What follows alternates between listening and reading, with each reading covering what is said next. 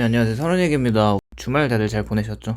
우선은 이제 경제 지표가 지속적으로 잘 나오고 있습니다. 고용이 탄탄하고요. GDP도 잘 나왔고, 물가는 내려가는 지표들이 나오고 있고, 3월에 금리 인하는 작년 보험성 금리 인하 발언으로 이번에 3월에는 금리 인하를 하기에는 미국 경기가 너무 좋은 것 같습니다. 물론 유동성이 빠르게 수축하고 있고, 제가 파월이라고 한다 해도 현재 상황에서 금리를 바로 낮춰줄 것 같지는 않고요. 현재 유가는 중동 전쟁 이슈로 갑자기 확 튀고 있는 상황입니다. 그러니까 금리를 인하했을 때 증시에는 너무 좋은 이제 호재거리고, 인플레이션에 대한 어떤 지표는 잘 나왔지만 향후 나오는 에너지 물가가 갑자기 올라가면서 조금 반등할 여지가 있는 상황에서 금리 인하를 해주는 거는 좀 쉽지 않죠. 그렇게 이런저런 갖가지 이야기가 많은데요. 미국에서는 원유 생산량이 늘었다고 미국 에너지 정보국에서는 말하고 있지만 수요와 공급 측면에서 공급을 전혀 걱정할 필요가 없다고 하는데, 지금 유가의 가격 추이를 보면 시장에서는 또 그렇게 보고 있는 것 같지는 않고요. 우선 미국의 10년물 채권금리는 4.1에서 4.2 밴드로 지난 3.8까지 빠르게 내려왔다가 다시 올라가고 있는 모습입니다.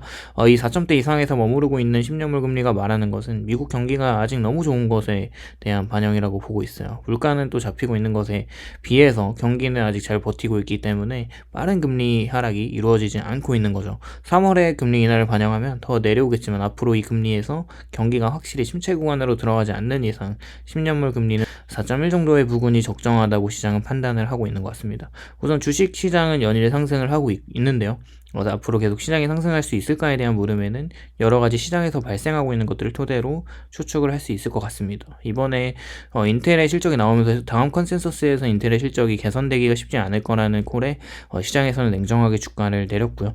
우선 금요일 종가 기준에서 반도체 대부분이 하락을 했고요. 그만큼 많이 지금까지 올라갔으니까 주가가 쉬어가는 것인가, 이제 앞으로 경기 하강 국면에서 반도체에도 힘을 쓰기가 쉽지는 않은 것인가 가늠하는 방법은 다음 주 또 AMD 실적이 발표가 되고 나서 좀 결정이 되지 않을까 싶습니다. 물론 AMD 실적의 예상치는 61억 달러 정도로 전분기 4번 연속 시장 컨센을 또 상회했고 실적이 잘 나올 거라고는 예상이 되고요.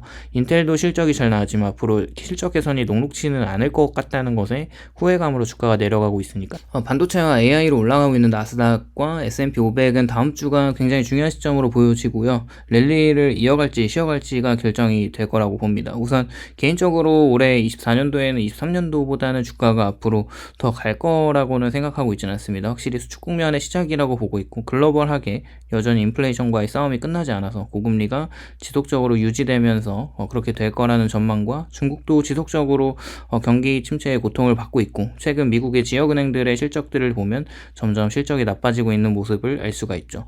우선 현재 AI로 형성된 시장의 모멘텀이 과거 닷컴 버블과 굉장히 유사하다는 이야기가 많이 있습니다. 생각을 해보면 현재 나스닥의 PER은 멀티플은 닷컴 버블 때보다는 다르게 엄청 높지는 않고요. 닷컴 버블 당시 나스닥 주가의 PER은 60배까지 올라갔고 생각보다 지금은 높진 않습니다.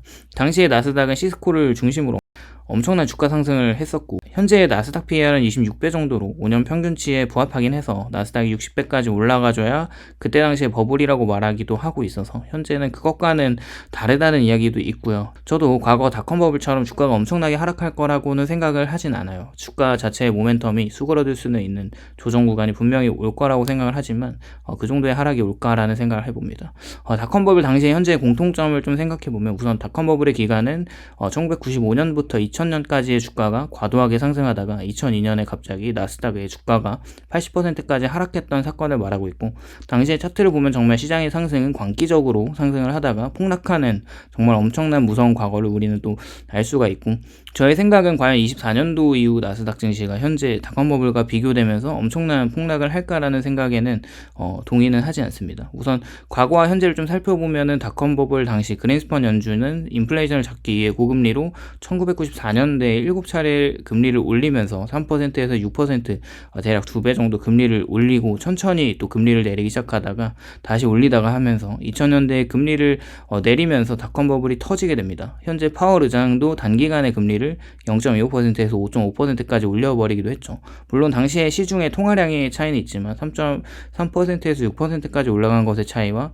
0.25%에서 5.5%까지 금리가 빠른 기간 내에 올라간 차이는 지금의 고금리로 인한 경기 하강으로 만드는 파워가 더 셀 거라고 생각을 또 하게 되죠. 그리고 95년과 2000년대까지는 미국 경기가 지금과 비슷하게 호황기를 누렸다고 한다면 굉장히 평행 이론처럼 비슷하기도 합니다. 그만큼 역사적으로 보면 고금리로 실물 경제가 부서지는 것은 시차를 두고 오기 때문에 여전히 미국 경기가 강한 것 같지만 갑자기 금리 인하를 하는 시그널이 오면 굉장히 주식 투자 관점에서는 무서워지는 어떤 시나리오가 기다리고 있을 수도 있습니다.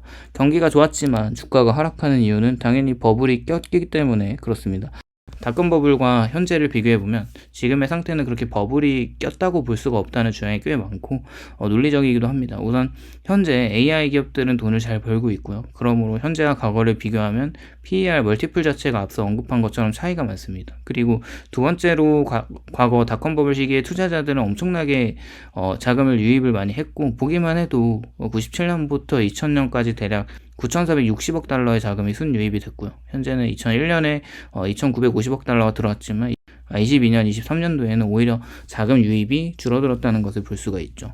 그리고 과거 닷컴 버블의 기업들은 대부분 실적을 내지 못하는 IPO 기업들의 대거 유입이 있었고 현재는 21년도를 제외하면 IPO 상장 기업들이 현저히 적습니다. 그리고 대부분 AI 기업들은 현재 돈을 잘 벌고 있고 현금 흐름이 우수한 기업들이 대부분이기 때문에 오히려 투자자로 하여금 투자하기에 더 안전한 회사라고 여겨지는 애플이나 마이크로소프트나 엔비디아, 구글 등 안전한 회사들이 많이 포션을 차지하고 있고 그렇기 때문에 과거 닷컴 버블과 비교하기에는 현재의 유동성 축소와 고금리에 분명한 충격이 있겠지만 과거처럼 폭락을 유발할 것 같지 않다는 것이 개인적인 생각이고 침체가 오면 필수 불가결하게 조정이 오는 주가 하락 때는 오히려 매수 기회로 살 수 있으면 좋겠죠. 어쨌거나 AI에 대한 산업 전반적인 모든 것들이 바뀌는 것에 대한 버블은 분명히 있지만 회사 자체 주가 버블은 엄청 크다고 생각하고 있지는 않아요. 다들 마소와 애플은 팔지 말고 투자하시고 주가 조정마다 좀 수량을 모아가는 게 좀 좋을 것 같다는 생각입니다. 오늘도 시청해 주셔서 감사드리고요. 도움이 되셨다면 좋아요와 구독을 부탁드립니다.